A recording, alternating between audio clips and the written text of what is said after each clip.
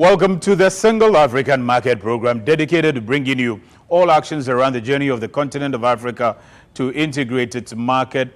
And we are just rounding up from the month of May, which is considered to be Africa Month. And that's because on the 25th of May, 1963, the continent of Africa formed the Organization of African Unity. So every May 25th is considered as Africa Day on the continent of Africa. Also on the 30th of May 2019 is when the AfCFTA came into force. So 3 years down the line, the Africa Continental Free Trade Agreement came into force, and we are celebrating that day as a continent as well. So quite a number of things have happened here in the commercial capital of Africa, Accra, Ghana. For instance, in this month of May, just the past few days alone, we've had two heads of states visiting the commercial capital of Africa, that's Accra, Ghana, particularly here at the Secretariat, the AfCFTA Secretariat. We'll tell you a lot more about that. Also, we had the Africa Development Bank Annual General Meeting being held here in Accra. Quite a number of revelations came out of that particular meeting. We'll tell you a lot more about that. In the meantime, let's take you back to history. 1963, 25th of May. Africa wants a freedom. Africa must be free.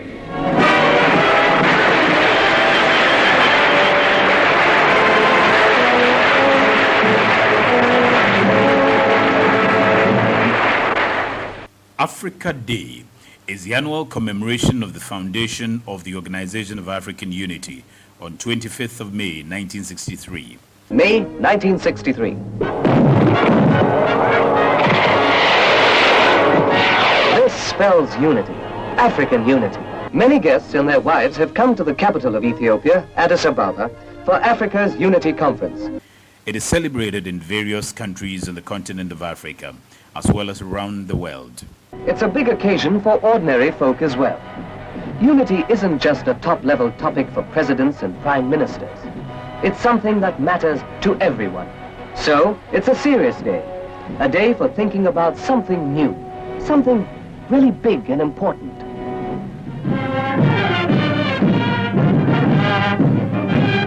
The organization was transformed into the African Union on 9th July 2002 in Durban, South Africa, but the day continues to be celebrated on 25th of May.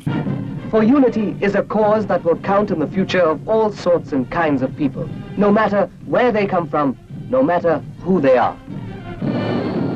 Planes like this one arrive in Addis Ababa to join the four corners of Africa together, just as if the frontiers were not there at all. The first Congress of Independent African States was held in Accra, Ghana on 15th April 1958. Ghana, 1958. Freedom sends out a new challenge. Osajapho, President Nkrumah, calls a meeting to launch African unity. Liberation for the few will be meaningless without liberation for all. Leaders, unlike Asia, there are on the continent of Africa more dependent territories than independent sovereign nations. 5 years later, on 25th of May 1963, representatives of about 30 African nations met in Addis Ababa, Ethiopia, hosted by Emperor Haile Selassie. Addis Ababa, the ancient capital of Ethiopia, stands today in the forefront of progress. After the foreign ministers, the heads of state begin to arrive. By then, more than 2/3 of the continent had achieved independence. 3 years ago, there were only 8 independent states. Today, there are as many as 32. Mostly from imperial European states. At this meeting, the Organization of African Unity was founded with the initial aim to encourage the decolonization of Angola, Mozambique, South Africa, and Southern Rhodesia. Only a united Africa with central political direction can successfully give effective material and moral support to our freedom fighters in Southern Rhodesia, Angola, Mozambique, Southwest Africa. The organization pledged to support the work conducted by freedom fighters and remove military access to colonial nations. President Serenana of the Malagasy Republic, the island of Madagascar, also underlines the urgent need for practical decisions. He wants practical steps towards unity among those who are free, and towards brotherhood and liberty among those who are not yet free.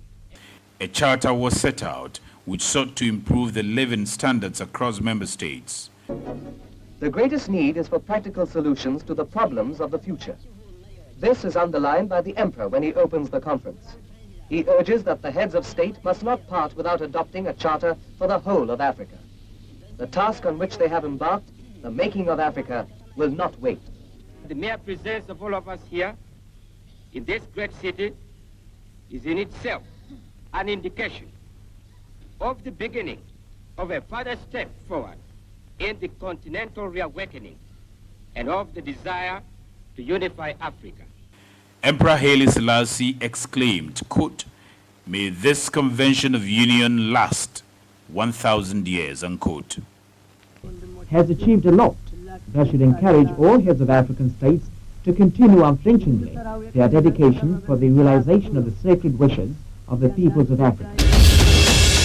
So our forefathers had the vision to create one market, to create one Africa, politically, economically, integrate the continent of Africa. And that's why they created and formed the Organization of African Unity back then, 25th of May, 1963. And several years down the line, we are fortunate to have the Continental Free Trade Area Secretariat set up, the body that's supposed to ensure that the entire economy of Africa becomes one. It's seated at the commercial capital of Africa, that's Accra, Ghana, and quite a number of individuals, distinguished individuals, including heads of states, are visiting the AfCFTA Secretariat, pledging their unflinching support and commitment to the creation of one African market.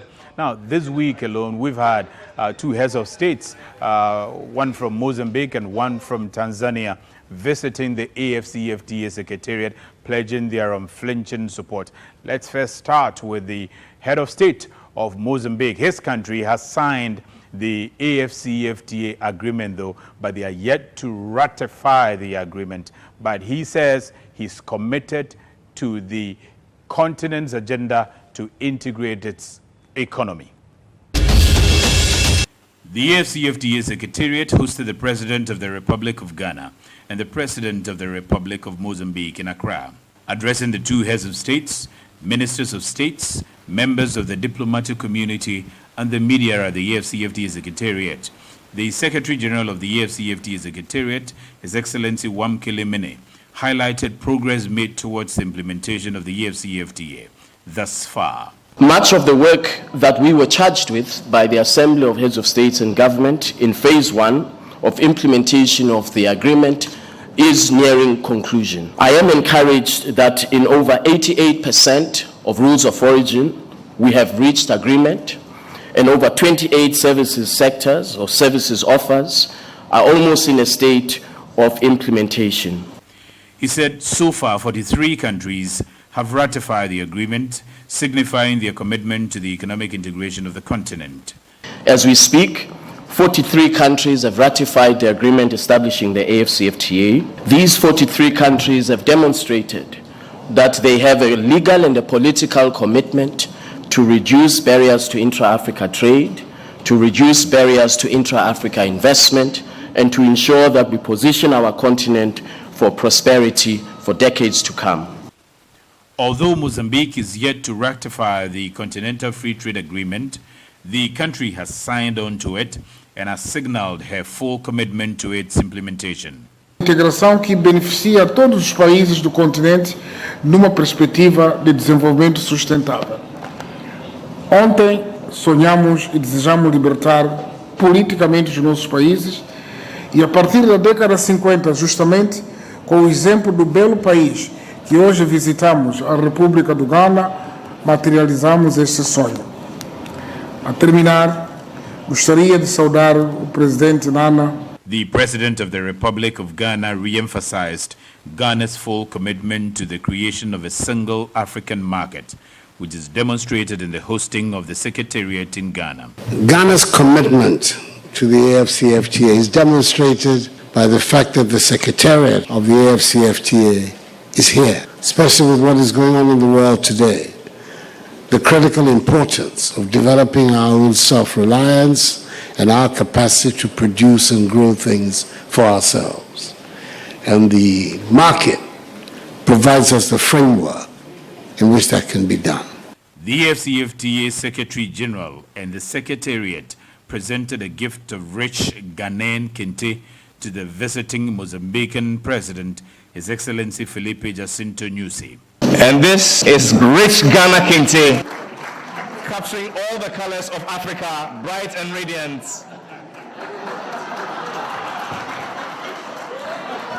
And together, ladies and gentlemen, please rise in acknowledgement of this kind gesture, a sign of brotherhood, a sign of lasting friendship and cooperation. We say congratulations to you both, Your Excellencies. Ghana's Minister of Trade and Industry, Alan Kwejo Tremantin, thanked the two presidents for their unflinching commitment to the Continental Trade Agreement. All that they have said is that Africa has the potential to become the next economic powerhouse in the world.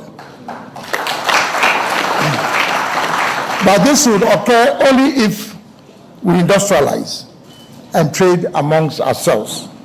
And this is the opportunity that the African Continental Free Trade Area is offering us. The Mozambican President, His Excellency Felipe Nyusi, earlier attended the annual general meeting of the African Development Bank. So very beautiful scenes in that particular piece there. Aren't you excited about the way the heads of states are all getting together and all of that? So Africans are talking among themselves now beyond even the physical or commercially meaningful trading, moving goods across borders.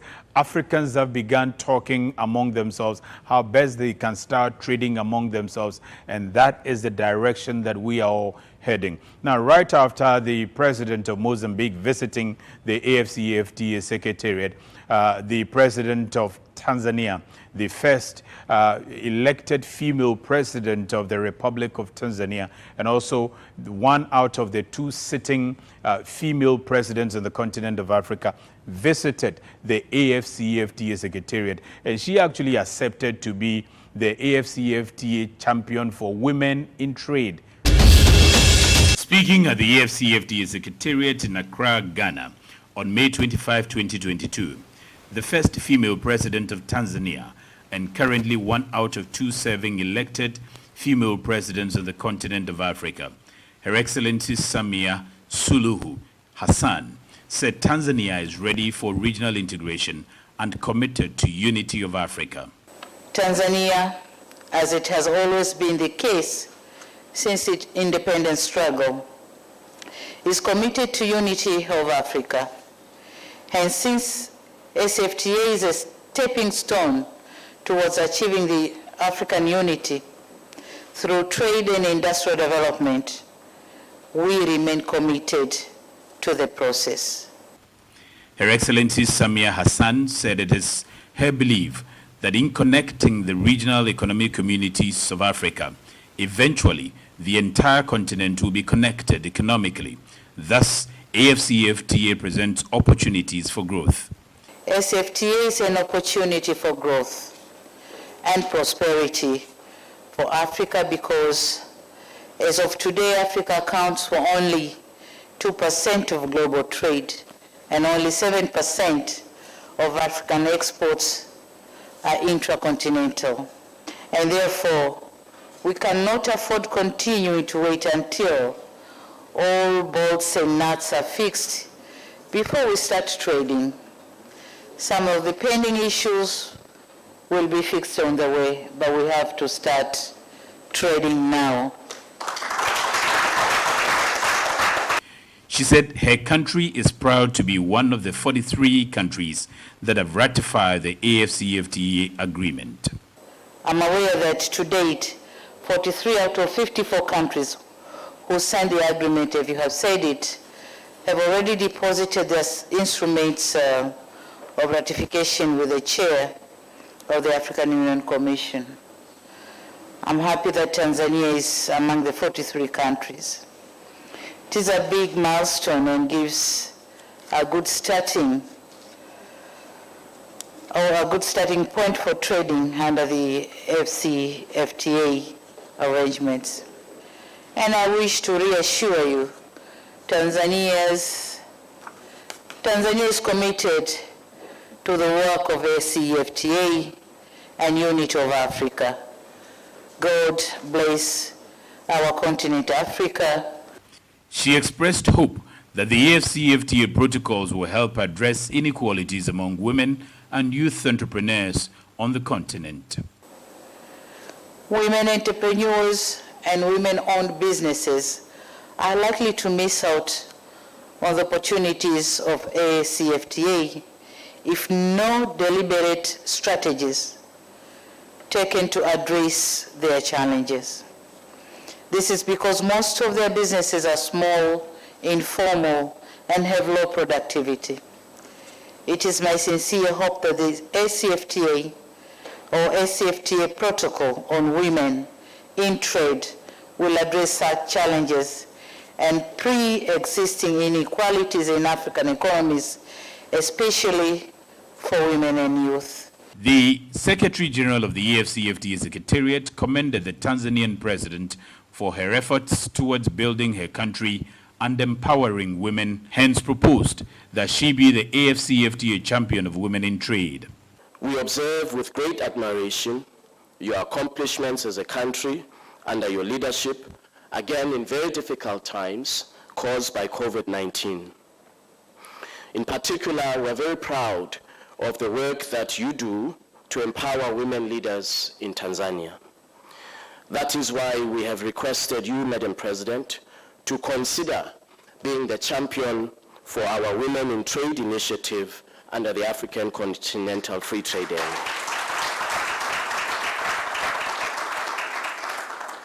Her Excellency the President of Tanzania gladly accepted her new role. Let me say I accept to nurture the championship on women in trade.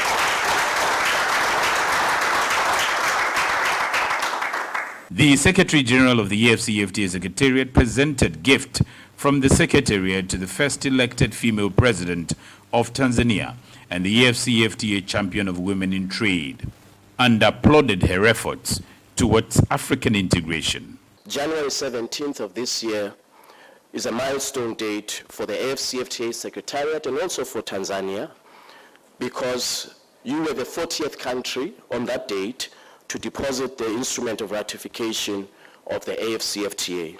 I woke up one morning in September and I found a message that Tanzania has ratified in Parliament. It happened within the timelines that, Madam President, you indicated, and again demonstrating your commitment to market integration and the vision of an integrated Africa, which all of us aspire to, and of course, a vision that Tanzania played a very strong role to make sure that we see the reality of a united Africa. A Deputy Minister of Trade and Industry of Ghana assured that Ghana will continue to support the AfCFTA to economically integrate Africa's economy. Ghana remains a very proud host of the AfCFTA Secretariat. We have always done that. We've always been at the forefront of the integration agenda, economic, political, and Madam President, I can assure you, on behalf of the government of Ghana, that we will continue to provide the support and the assistance that we need to give for the Secretariat to function. Okay, so let's do it. From across Ghana, the center of the world, the home of the AfCFTA, African women say, and that's it. Thank you. Admirable commitment coming from the president of Tanzania, the first elected female president of Tanzania. Her country is so committed to the creation of one market.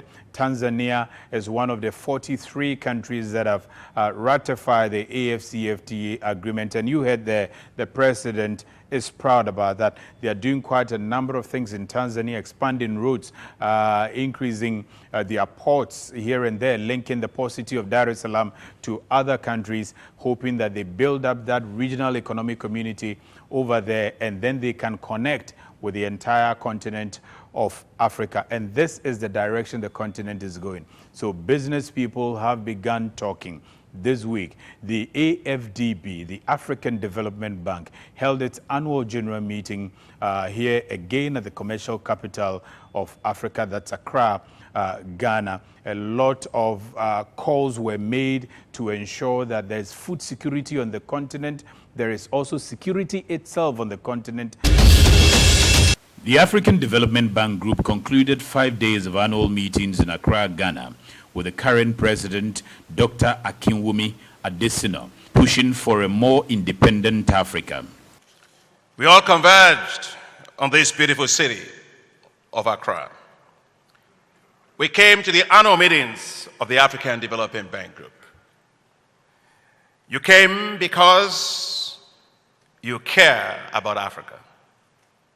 You came because you wanted to see Africa's progress. You came because you were not a bystander on Africa. Dr. Adesina called upon all relevant parties to advocate for mass food production for export, as this will eliminate hunger and poverty among the population. You endorsed our plans to prioritize the transformation of agriculture for Africa. Your strong support for our continued work on quality infrastructure, making the African continent free trade zone to work, boosting private sector on the continent, bolstering support for the youth and the women, building climate resilience all across the continent. Dr. Adesina further reiterated the need to boost Africa's security given the rising insecurity on the continent. This year's AFDB annual general meeting bore the special theme of a continent recovering from the socio-economic consequences of the COVID-19 pandemic. Here is the rainbow I've been waiting for. It's gonna be a bright, bright, sunshiny day. It's gonna be a bright, bright, sunshiny day. One more time. It's gonna be a bright, bright, sunshiny day.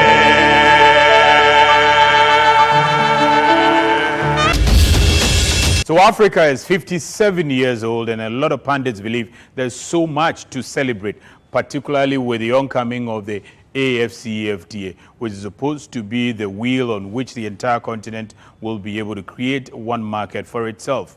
We will continue to follow this journey and let you know what's going to happen. And when we get there, when we start the commercially meaningful trading, we will start asking all the questions. How the implementation is supposed to take place, who is enjoying from what, who is not enjoying from what, how do everybody enjoy. The weather report for all African cities, the flight schedules for all African cities, also the forex rate for the African market, and the AfCFTA ratification status.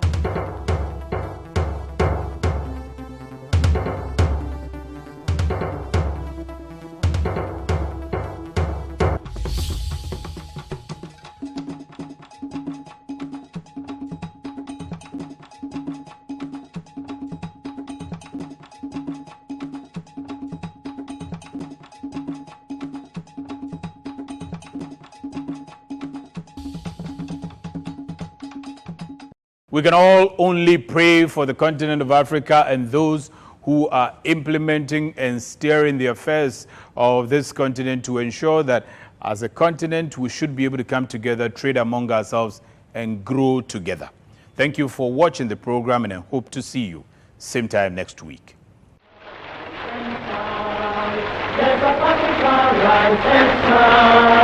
In the name of great Africa, is the fight and conquer now. Forever.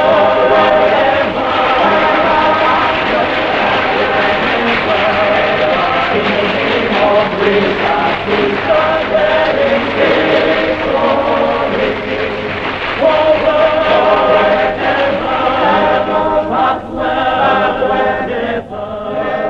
In the name of great Africa.